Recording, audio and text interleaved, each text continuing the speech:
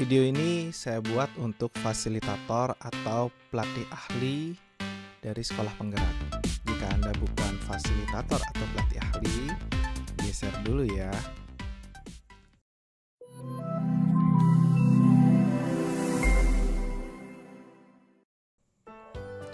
Di video ini, saya akan menjelaskan kepada Bapak Ibu bagaimana membuat groups di dalam course atau materi di LMS pelatihan SIM PKB.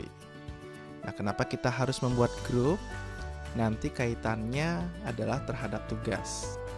Seperti yang Bapak Ibu ketahui, konten yang ada di pembelajaran SIM PKB dalam pelatihan itu salah satunya adalah tugas ruang kolaborasi, di mana tugas ini diselesaikan secara berkelompok. Nah, dengan membuat groups di dalam LMS course dari pelatihan ini, maka tugas cukup dikumpul oleh perwakilannya saja. Dan sisi positifnya atau keuntungannya bagi narasumber adalah narasumber tidak perlu menilai setiap peserta, namun cukup menilai satu kelompok dan secara otomatis sistem akan memberikan penilaian terhadap semua anggota kelompoknya. Nah, bagaimana cara melakukan itu? Kita awali dengan membuat groups. Nah, untuk membuat groups itu dilakukan di pojok kanan atas. Ini adalah simbol dari setting atau pengaturan dari course. Bapak Ibu bisa klik. Kemudian Bapak Ibu bisa klik more, dan di sini dilanjutkan dengan pilih users. Nah, di dalam menu users itu ada groups. Bapak Ibu, saya sudah memiliki dua buah kelompok 1 dan kelompok 2 dengan masing-masing anggota kelompoknya. Bapak Ibu akan menyesuaikan jumlah kelompok ini dengan kelas yang Bapak Ibu kelola.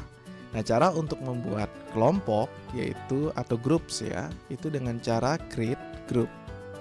Nah, saya akan contohkan create group di sini adalah kelompok baru. Nah, misalnya nama kelompoknya adalah kelompok baru. Kemudian simpan perubahannya, save change, dan jumlah anggota dari kelompok ini terlihat kosong ya, 0 ya. Kemudian bagaimana cara menambahkan anggota kelompoknya? Menambahkan anggota kelompok bisa dilakukan dengan cara mengklik add remove users, kemudian memilih users yang ingin dimasukkan. Misalnya saja saya pilihkan beberapa user secara acak ya. Kemudian dengan mengklikkan add di sini. Oke, dengan mengklik add itu sudah berhasil menambahkan anggota kelompok ke dalam kelompok baru ini. Oke, kita kembali ke menu sebelumnya dengan cara klik back to groups. Nah, di sini sekarang terlihat bahwa kelompok baru sudah memiliki 3 anggota, yang mana anggotanya di bagian kanan bisa kita lihat ada 3 orang seperti ini. Nah, ini hanya contoh saja. Nah, itu caranya kita untuk menambahkan kelompok. Nah, Bapak Ibu, jika ternyata kelompok ini salah gitu ya, Bapak Ibu bisa edit dia dengan menghilangkan anggota kelompoknya, remove ya. Misalnya saya meremove ini peserta ketiga, saya remove, maka sekarang hanya ada 2 peserta dan bisa digantikan dengan peserta lainnya gitu ya. Begitu juga kalau Bapak Ibu ingin menghapus dari kelompok ini, Bapak Ibu bisa klik delete selected group. Tentu Bapak Ibu ingat, klik dulu, pilih dulu kelompok yang ingin dihapus, kemudian klik delete selected groups dan diberikan konfirmasi ya. Nah, kita sudah bisa membuat grup, menambahkan anggota ke dalam grup tersebut, atau melakukan perubahan, editing, ataupun menghapus dari grup tersebut. Nah, langkah berikutnya adalah kita mengkonfigurasi kembali ke materi, mengkonfigurasi penugasan agar penugasan yang aslinya itu diberikan untuk setiap peserta itu cukup dikerjakan atau diupload oleh perwakilan kelompoknya saja. Nah, bagaimana melakukan itu? Bapak Ibu harus mengedit setiap tugas dari ruang kolaborasi ini agar pengumpulannya dapat diwakili oleh kelompok. Bagaimana cara melakukannya? Untuk mengedit, Bapak Ibu harus naik ke bagian scroll ke bagian paling atas. Di sini ada Turn Editing On. Nah, Bapak Ibu klik Turn Editing On-nya. Sekarang ada bagian edit ya. Bagian edit yang muncul. Oke. Bagian edit, kemudian kita edit tugas yang ingin diganti gitu ya, teknik pengumpulan tugasnya dengan cara mengklikkan edit di setiap tugasnya. Di bagian kanan dari setiap tugas itu ada edit. Jadi diklik edit dan edit setting. Oke, kita abaikan yang lainnya, jangan melakukan perubahan yang lain ya. Kita fokusnya hanya di bagian group submission settings. Nah, di group submission settings ini Bapak Ibu ganti, kalau saya sudah ya, saya sudah menjadi yes. Ini posisinya adalah tugas ini sudah kolaborasinya dikumpul secara grup. Jadi student submit in groups-nya adalah yes. Nah, karena tidak ada perubahan, saya akan kembali atau cancel saja. Oke, untuk kita akan cari materi yang lain yang belum saya edit, Bapak Ibu, supaya bisa memperlihatkan perbedaannya. Nah, di sini ada ruang kolaborasi juga. Maka saya ganti ya, edit dan edit setting. Kemudian kembali lagi kita hanya fokus ke group submission setting. Nah, hanya tampil satu pilihan saja ya. Student submit in groups no. Berbeda dengan tampilan yang tadi yang sudah saya setting. Nah, ini tinggal diganti menjadi yes. Yang lainnya abaikan. Oke. Kemudian save and return to course. Baik, Bapak Ibu, seperti itu mengganti settingan tugas kolaborasi agar dilakukan secara berkelompok. Nah, sekarang kita ingin buktikan apakah penilaian itu sudah otomatis untuk setiap anggota kelompoknya. Baik, untuk itu kita langsung saja coba. Kita masuk lagi ke dalam tugas ruang kolaborasi yang pertama. Baik, untuk memberikan penilaian seperti yang saya jelaskan di video sebelumnya ya, itu bisa kita langsung saja masuk ke dalam tugasnya dan klik grade.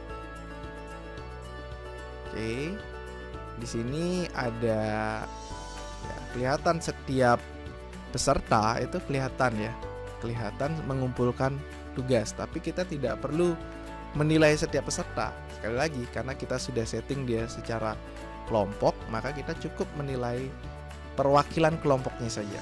Misalnya ini kita nilai kelompok 2. Oke ya, kelompok 2 anggotanya seperti ini. Oh ya, sebelumnya saya ingin buktikan dulu ya bahwa ini groupsnya 2, submittednya 2 ya. Kalau saya klik view all submissions, nah di sini kita bisa lihat grade-nya nggak ada ya, grade-nya kosong semua, minus ya. Nah, sekarang saya mau nilai kelompok 2 saja. Oke ya. Jadi dari sini kelihatan grupnya adalah kelompok 1, kelompok 2, kelompok 1, kelompok 2. Oke, saya pilih aja acak, misalnya saya nilailah kelompok 2 ya tadi ya. Jadi saya grade, saya bisa klik melalui ini juga ya. Tadi ada cara 2. Cara yang pertama, Bapak Ibu bisa klik grade-nya di sini. Cara kedua bisa melalui view all submissions, kemudian klik grade. Bisa seperti itu. Akan kembali ke halaman yang sama. Oke, kita coba beri nilai. Tunggu, oke. Di sini sama dengan penugasan di individu ya, rencana aksi juga menggunakan rubrik sebagai dasar penilaian kita. Jadi kita nggak subjektif memberikan nilai gitu ya, tapi benar-benar berdasarkan panduan kriteria-kriteria yang mana di tugas kolaborasi ini ada 3 kriteria. Kelengkapan jawaban, identifikasi perubahan murid, dan kesesuaian antara potensi tantangan dengan alternatif solusi yang diberikan. Oke, di lembar kerja ruang kolaborasi 1 kita akan periksa ya. Oke, jadi sekali lagi ini ada 6 halaman ya. Wah, cukup banyak ya, 6 halaman. Kemudian ini untuk maju ke halaman berikutnya dan berikutnya dan berikutnya. Oke, Di sini ceritanya ini tugas kolaborasi 1 ini ingin membandingkan ya apa pengalaman yang didapatkan oleh murid gitu ya di 10 tahun yang lalu dibandingkan dengan murid yang di saat ini atau tahun ini ya. Itu dari beberapa kriteria identifikasinya, hal yang diidentifikasi itu ada beberapa hal gitu ya. Oke, sini seperti ini jawaban dari kelompok 2 tadi ya, kelompok 2. Oke, baik, kita jawab aja langsung ya, kita beri nilai ya. Kelengkapan jawaban, seperti tadi sebelumnya saya jelaskan, kita nilainya dari poin yang paling besar ya, poin yang paling kanan ya. Apakah peserta kelompok menjawab seluruh pertanyaan? Ya tentu ya, sudah dijawab ya.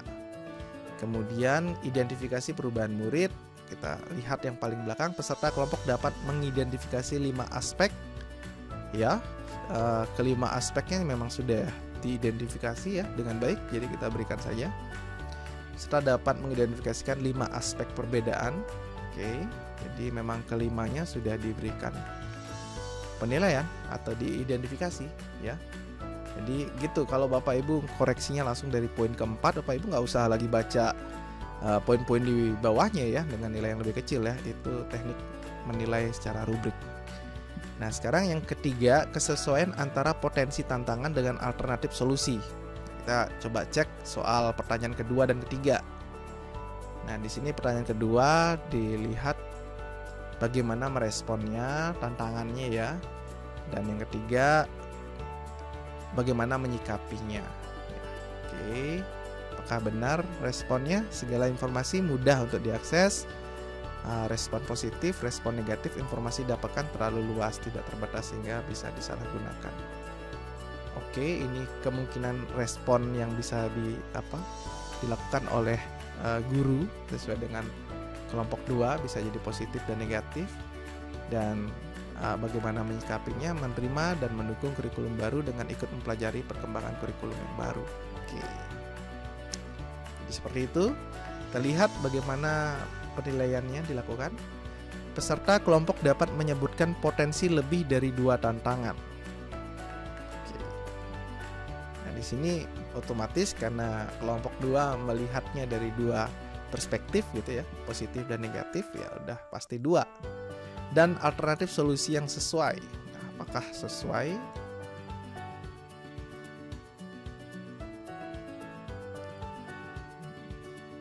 Oke, agak kurang pas ya di sini ya, Pak Ibu ya. Jadi pertanyaan 2 ini tidak langsung ke arah kurikulum, perubahan kurikulum gitu ya, perubahan perilaku dari pembelajaran gitu ya, lebih ke teknologi saja kalau kita lihat di sini. Tapi di solusinya ya sudah benar ya, memang gitu ya. Jadi memang sudah bisa memberikan potensi itu 2. Oke, kita berikan nilai saja lah. Oke, kita kasih nilai dulu yang tertinggi ya. Seperti ini. Baik. Jadi sama seperti tadi. Nah, ini karena dia adalah grup, sini ada pilihan. Apakah grup nilai ini akan diberikan untuk setiap anggotanya? Seperti itu. Iya, defaultnya yes. Jadi biarkan saja yes. Nah, jika sudah, maka tinggal simpan saja. Ya, seperti ini. Dan akan ada nilai paling bawah 100 karena semua memiliki nilai paling tinggi gitu. Oke, kita kembali lagi ke tugas tadi. Kita klik assignment ini dan kita lihat apakah benar setiap anggotanya sudah diberikan nilai. Ya, ternyata benar. Ada 3 orang yang diberikan nilai, padahal kita hanya memberikan nilai 1 tugas saja. Oke, jadi seperti itu Bapak Ibu. Kenapa kita harus memberikan men-setting grup di dalam course di LMS SIM PKB. Jadi selain memudahkan manajemen kita terhadap peserta, ya ini juga akan membantu kita ya dalam memberikan penilaian untuk jumlah peserta yang besar secara berkelompok. Kita hanya cukup memberikan penilaian sejumlah kelompoknya saja. Sekian video dari saya, mudah-mudahan video ini dapat bermanfaat untuk Bapak Ibu sebagai narasumber dalam pelatihan yang diselenggarakan pada LMS SIM PKB. Sampai ketemu lagi di video selanjutnya. Terima kasih, salam dari saya, Dewa Bayu.